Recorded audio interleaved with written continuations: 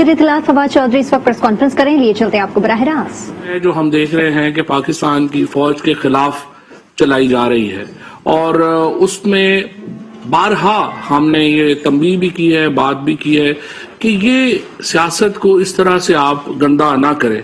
और ये सिलसिला फिर शुरू हुआ है मौलाना फजलुर रहमान के कल के एक इंटरव्यू से, क्लिप से। कल उन्होंने सवाल किया था और जवाब किया था, जरा वो पहले देखिए।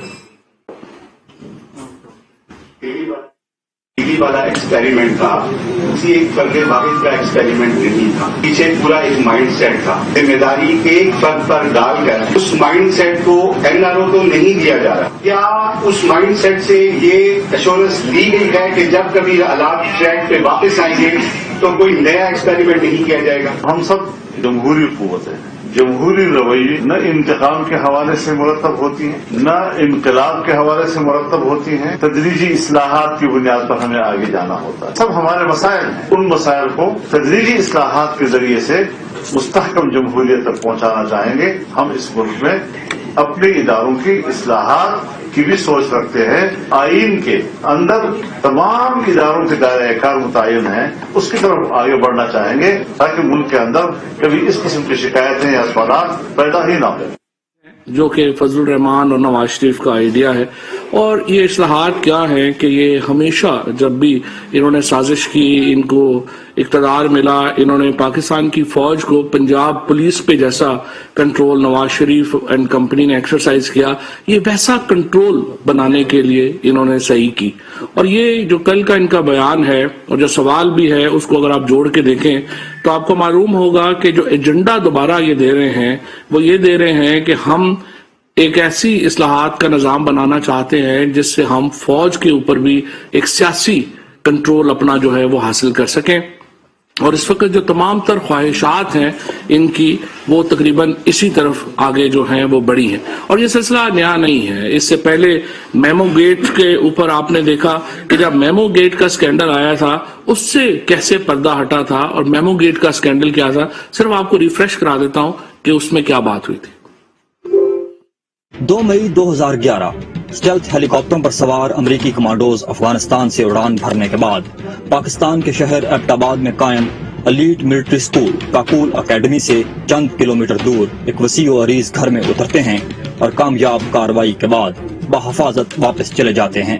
अमरीकी सदर बराक ओबामा कौम से खिताब करते हुए उसामा बिन लादेन की पाकिस्तान में मौत की खबर सुनाते हैं।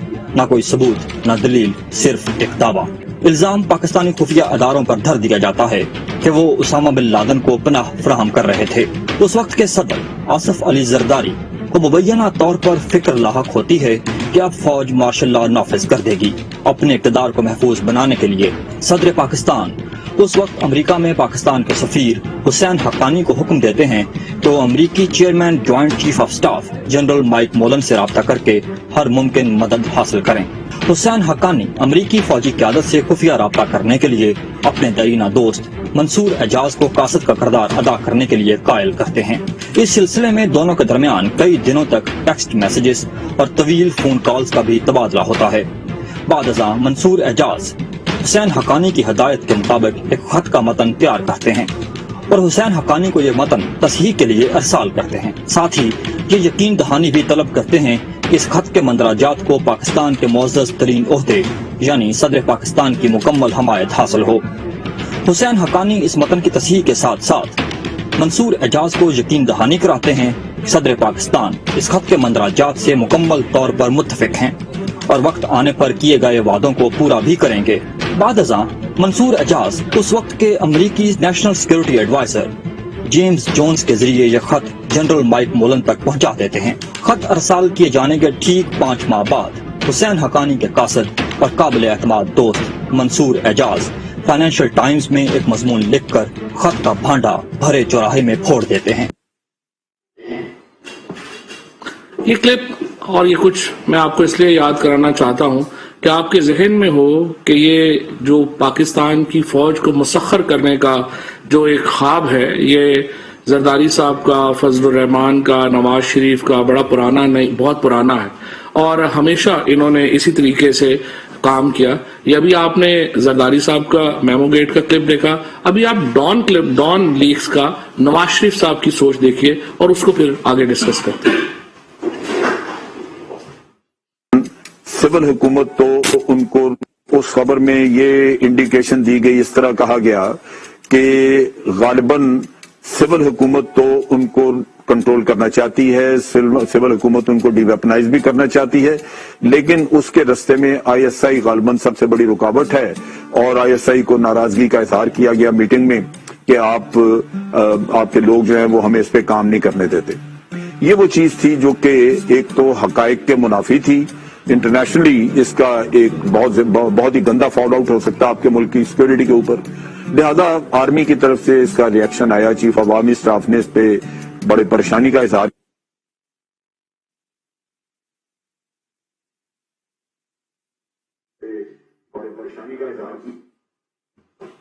یہ تھا ڈان لیکس کا کلپ. اسی کو آگے بڑھاتے ہوئے جب نواز شریف کی جو ملاقاتیں ہوئیں انڈین بزنس مینوں کے ساتھ, جس میں برکھا دت جو کہ ایک مشہور صحافی ہیں ہندوستان کی, انہوں نے اپنے اخبار میں لکھا اور جس کی کبھی تردید نہیں کی گئی. برکھا دت نے اپنی کتاب میں کیا لکھا وہ بھی ذرا دکھا دیجئے.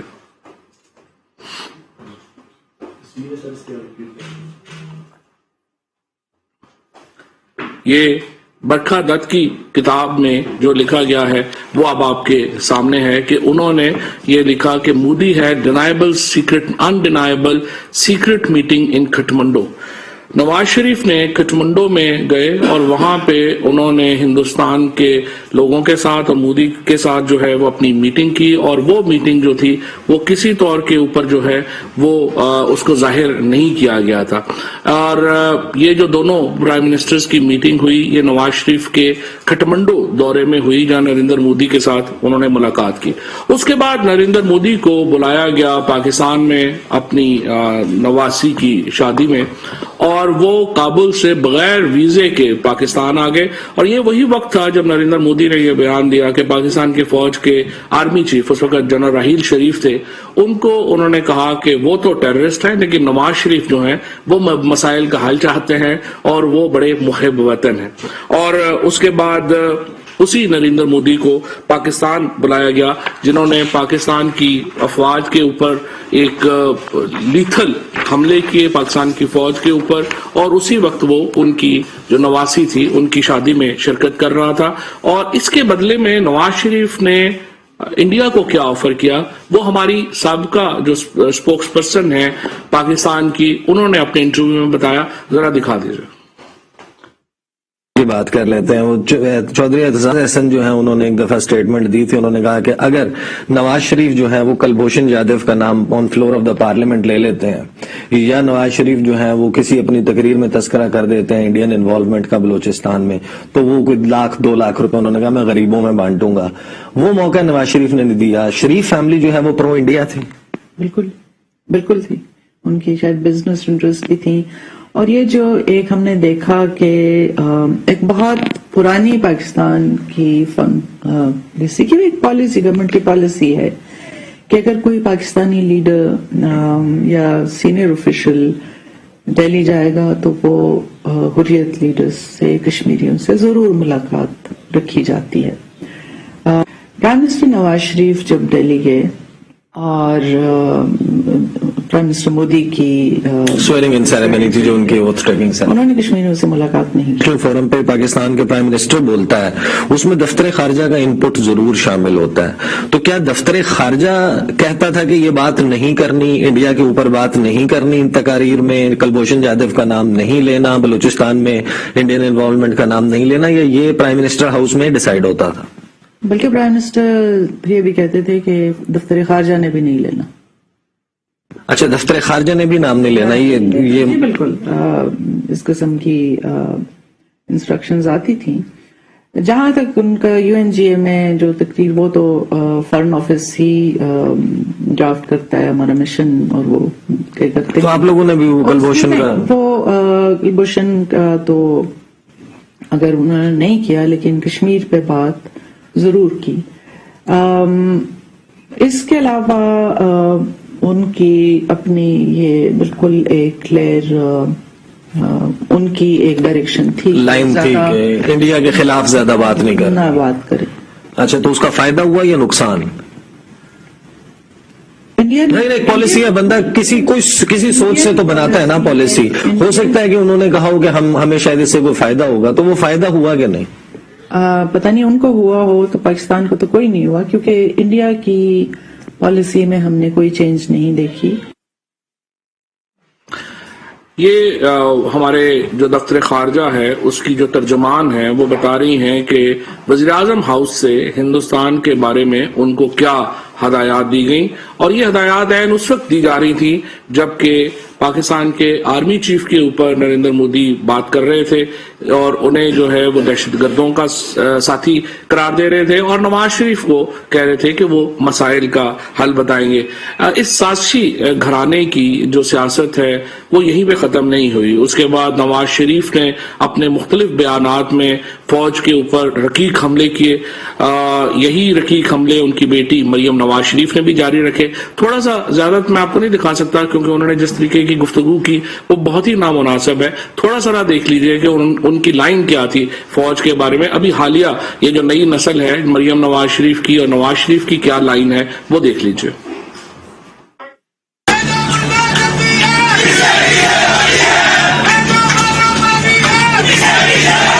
Thank you. جیتے رہو، سلامت رہو. ذرا تیز کر لو، تیز کر لو.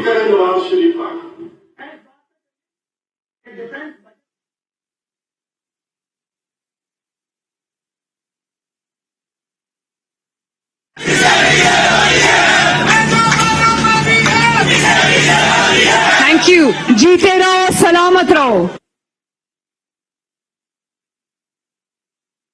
دیا اس پاکستان کو، برباد کر چکا ہوں اس پاکستان کو، تباہ کر دیا اس پاکستان کو، لہو لہان کر دیا پاکستان کو. نواز شریف اب پاکستان تم ٹھیک کرو.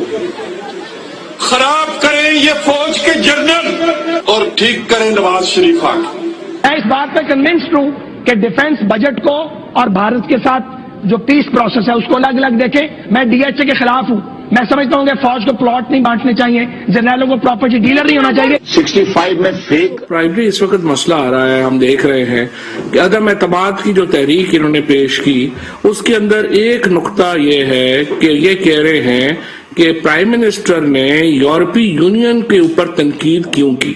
میں نے کل بھی پوچھا تھا کہ یورپی یونین سے آپ کا کیا اتنا قریبی رشتہ ہے کہ آپ کو اتنی زیادہ تکلیف ہوئی ہے. پرائم منسٹر نے جو بات کہی تھی وہ تو بالکل سمپل بات تھی. انہوں نے کہا کہ یہی لیٹر جو آپ نے ہمیں لکھا ہے آپ نے ہندوستان کو یا کسی اور ملک کو بھی کیا اس بارے میں بات کہی ہے. لیکن آپ دیکھیے کہ حمزہ شہباز جو ہیں وہ اس کے اوپر کیا بات کر رہے ہیں، اور اب سے کچھ دیر پہلے فضل الرحمان نے بھی یہی بات کی. وہ آپ سن چکے ہیں. حمزہ شہباز نے آج کیا بات کی وہ بھی آپ سن لیجیے. تشویش کی بات یہ ہے کہ عمران نیازی اپنی حرکات اور سکنات کی وجہ سے آج سیکیورٹی معاملات پر غیر ذمہ دارانہ گفتگو کرتا ہے. پہلے تو اپوزیشن کو للکارتا تھا، کبھی امریکہ کو کہتا ہے ایبسولوٹلی ناٹ. مجھے بتائیں یہ کون سی ڈپلومیسی ہے؟ یورپین یونین کو بڑے جلسے میں رکیتا ہے، لتاڑتا ہے. یہ کون سی فورن پالیسی ہے؟ ابھی آپ نے دیکھا کہ حمزہ شہباز کو اس بات کے اوپر گلا ہے کہ وزیر اعظم ایبسولوٹلی ناٹ کیوں کہہ رہے ہیں اور یورپی یونین کے اوپر وہ بات کیوں کر رہے ہیں. دراصل یہ جو گھبرائے ہوئے چہرے ہیں، ابھی مریم نواز کی تو گفتگو یہاں پہ سنانے کے قابل ہی نہیں ہے جو انہوں نے کئی باتیں کہی ہیں. اب یہ جو ساری گفتگو ہے یہ بنیادی طور کے اوپر کیا کر رہے ہیں کہ یہ کہہ رہے ہیں کہ پاکستان کی آزادانہ خارجہ پالیسی کیوں ہے. چاہے آپ فضل الرحمان کو اٹھا کے دیکھیں، چاہے آپ شہباز شریف کو دیکھیں، چاہے ان کے بچوں کو اٹھا کے دیکھیں، آپ کو ایک ہی چیز نظر آئے گی کہ عدم اعتماد کی تحریک اس لیے جمع کرائی گئی ہے کہ آج پاکستان کی خارجہ پالیسی جو ہے اس میں ایبسولوٹلی ناٹ کیوں کہا گیا ہے. यूरोपीय यूनियन को क्यों जो है वो बात की गई है। अब आप मुझे बताइए, पाकिस्तान के लोगों ने फैसला करना है, क्या वो इन लोगों के पैसे जो यूरोप में पड़े हुए हैं, जो लंदन में पड़े हुए हैं, क्या हमने उसके मुहाफिज के तौर के ऊपर जिंदगियां गुजारनी है, या हमने एक आजादाना और खुद मुख्तार फॉरेन पॉलिसी को आगे लेके चलना है। एक तरफ ये पाकिस्तान की फौज को अपना निशाने पे रखे हुए हैं, दूसरी तरफ ये समझते हैं कि हम एक अंजुमन गुलामा की तरह अपनी जिंदगी बसर करें। अल्हम्दुलिल्लाह इस वक्त पाकिस्तान में एक मुकम्मल इत्तेहाद और यगानगत है। तमाम इदारे जो हैं उनकी तरफ से या तमाम जो पाकिस्तान की हुकूमत है उनकी तरफ से अवाम को ये यकीन दहानी हम करा चुके हैं कि पाकिस्तान की खारजा पॉलिसी आज़ादाना होगी, खुद मुख्तारी पर मबनी होगी और हमारे मुफाद में होगी। और हमारा मुफाद में ये मुफाद भी शामिल है कि हम वेस्टर्न ममालिक का जो ब्लॉक है, चाहे वो अमेरिका है या यूरोपीय यूनियन है, हम उनसे अच्छे ताल्लुकात के हामी हैं। हम अमेरिका से अच्छे ताल्लुकात के हामी हैं, हम यूरोपीय यूनियन से अच्छे ताल्लुकात के हामी हैं, लेकिन इसका हरगिज मतलब ये नहीं है कि हम अपनी खुद मुख्तारी को उनके ख्वाहिशों के गुलाम बना दें। हमने अपनी फॉरेन पॉलिसी अपने जो मफादात हैं उसके ताबे रखनी है। और दूसरे लोग जो हमें कहते हैं कि नहीं हमारी तो तजारत सारी जो है वो यूरोप के साथ है, ये बिल्कुल दुरुस्त बात है, लेकिन हमारी तजारत उनके साथ है। हमारी अपनी गैरत के नाम को बेच के तो हम तजारत नहीं कर रहे। तजारत की उनको भी जरूरत है, हमें भी जरूरत है। तजारती ताल्लुकात एक दूसरे के मुफाद के ऊपर मबनी होते हैं, लेकिन जहां पे हमें यह कहा जाए कि हम अपनी इज्जत नफ्स खत्म कर दें, हम एक गुलाम बन जाएं, हम अपने किसी मुफाद को सामने ना रखें और एक ऐसी जो है वो लीडरशिप का रोल अदा करना शुरू कर दे कि जिसके पास इज्जत नफ्स ही ना हो। अगर लीडरशिप के पास इज्जत नफ्स नहीं होगी तो आम आदमी के पास कैसे जो है वो इज्जत नफ्स होगी। लिहाजा आज पूरा पाकिस्तान, वज़ीर आज़म पाकिस्तान के पीछे खड़ा है और हम इंशाल्लाह इसी आजादाना खारजा पॉलिसी को आगे लेकर चलेंगे। और जहां तक फजलुर रहमान साहब का और बिलावल भुट्टो साहब का, तो खैर इस्लामाबाद वाले तो शुक्रिया अदा कर रहे हैं। कितने लॉन्ग मार्च जो हैं वो इतनी हंसी पे खत्म होते हैं जितना पीपल्स पार्टी का लॉन्ग मार्च खत्म हुआ। इतना हंसी खुशी और इतना जो है कहकों से भरपूर लॉन्ग मार्च जो उन्होंने खत्म किया, उसके ऊपर हम उनसे शुक्रिया अदा करते हैं। जहां तक कदम एतमाद की तहरीक का ताल्लुक है, यकीनी तौर के ऊपर हमारी यही ख्वाहिश है कि 21, 22 और 23 को यहाँ जो वफूद हैं वो आने शुरू हो जाने हैं इस्लामी वज़राए खारजा के। और आपको मालूम है कि ये जो इस्लामी वज़राए खारजा की कॉन्फ्रेंस होने जा रही है, 23 मार्च की जो परेड है उसमें पूरी दुनिया के जो इस्लामी ममालिक के वज़राए खारजा हैं वो भी उस परेड में खड़े होंगे और उनके साथ जो इम्पोर्टेंट यूरोपियन ममालिक के स्पेशल रिप्रेजेंटेटिव्स हैं वो भी, उनको भी दावत दी जा रही है, वो भी उस परेड में खड़े होंगे। लिहाजा हम ये चाहते हैं कि जो सारे सियासी ड्रामे हैं ये इस इवेंट से पहले पहले खत्म हो जाए और उसी को लेकर हम आगे बढ़ रहे हैं। जिस तरह आज वज़ीर आज़म साहब ने अपने बयान में कहा, हम इस महाज के ऊपर पूरा एतमाद है। इसके ऊपर जो इस वक्त की जो कानूनी पोजीशन है वो भी बड़ी वाज़ेह है।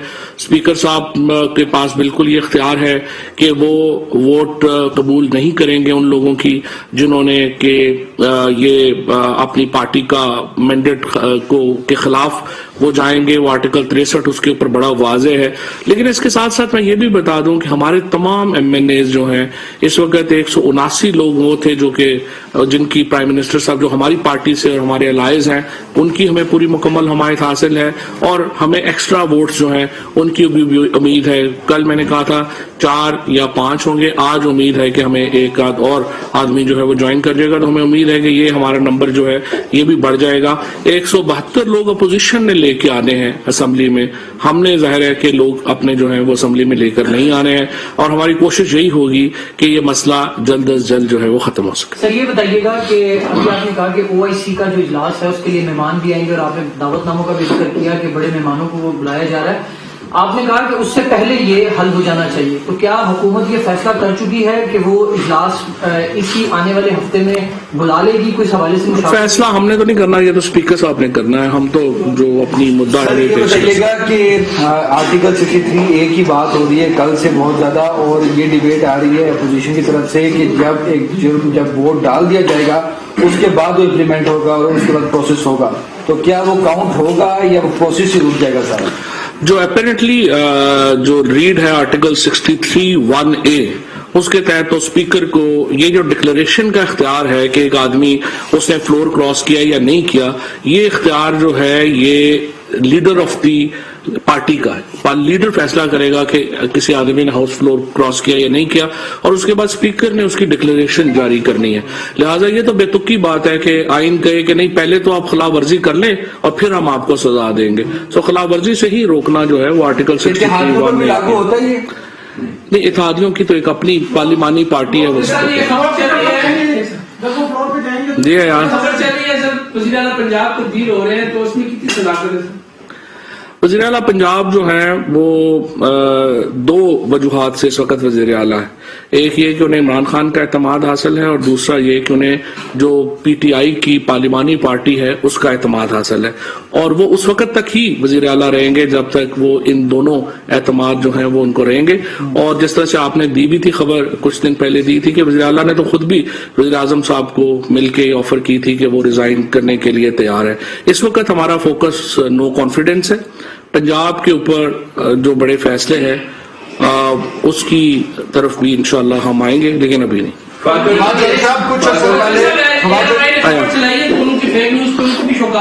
کنہوں نے؟ اب ہمیں کیا پتا فیک ہے. فواد چوہدری صاحب کچھ عرصہ پہلے تحریک لبیک نے روڈ بلاک کیے ہوئے تھے تو وفاقی وزراء کہہ رہے تھے کہ ان کے پیچھے غیر ملکی ہاتھ ہے.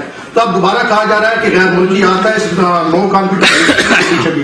تو کیا یہ وہی تو غیر ملکی ہاتھ ہے جو تحریک لبیک کے پیچھے تھا، یہ کوئی نیا ہے؟ تحریک لبیک کے پیچھے بھی سارا جو ان کی سوشل میڈیا کیمپین تھی وہ ہندوستان سے ہو رہی تھی، اور ہم نے جو پورا وہاں پہ آپ کے سامنے ریکارڈ رکھا تھا وہ تحریک لبیک کو پوری سپورٹ جو ہے وہ ہندوستان کے اکاؤنٹ سے ہو رہی تھی. اس کے اوپر کوئی کوئی ڈینائل نہیں ہے. صاحب یہ بتائیے گا کہ آپ نے کہا کہ یہ جو آرٹیکل ہے اس کا اطلاق پہلے ہونا چاہیے، تو جو آئین کے مطابق تو یہ کہ نیلی اس وقت ہوتی ہے کہ جب کوئی رکن وزیر اعظم کے خلاف ووٹ دے گا تو اس کے بعد اس کی، تو کیا نیت کی بنیاد پر حکومت جو ہے ارکان کے خلاف فیصلہ کر لے گی؟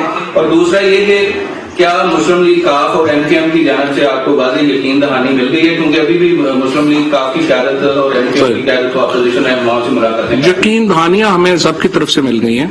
اور یہ جو آرٹیکل 63(1)(a) ہے یہ ڈیفرنٹ ہے جس سے آپ بات کر رہے ہیں. وہ 2 ہے جو کہتا ہے کہ ووٹ دیں گے تو ڈسکوالیفائی ہوں گے.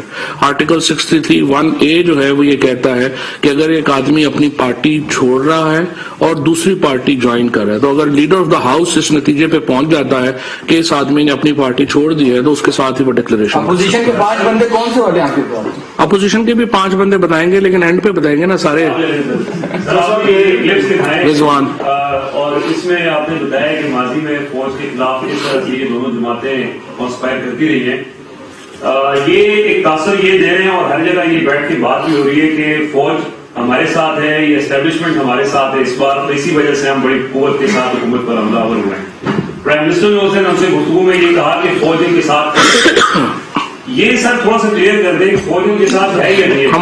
ہماری جو کانسٹیٹیوشنل اسکیم ہے اس میں فوج کو حکومت کے ساتھ ہی رہنا ہوتا، اور اگر فوج حکومت کے ساتھ نہیں ہوتی تو ظاہر ہے ہماری کانسٹیٹیوشنل اسکیم کے وہ اس کے برعکس ہوگا.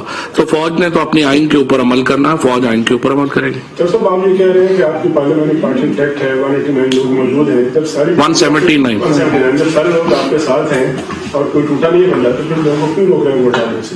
کس کو ووٹ ڈالنے سے؟ ہم نے تو ووٹ نہیں ڈالنا نا. آپ کہہ رہے کہ آپ لوگ وہاں نہیں آئیں گے اور ان کو نیت کی بنیاد پر ان کو نہیں، اس لیے کہ ووٹ ڈالنا جو ہے وہ تو عدم اعتماد کے حق میں ڈالنا ہے نا. وہ تو اپوزیشن نے دکھانا ہے نا، وہ اپوزیشن دکھائے اپنے بندے. میں نے تو کہا تھا میڈیا کے سامنے پیش کرنا. جی بھائی،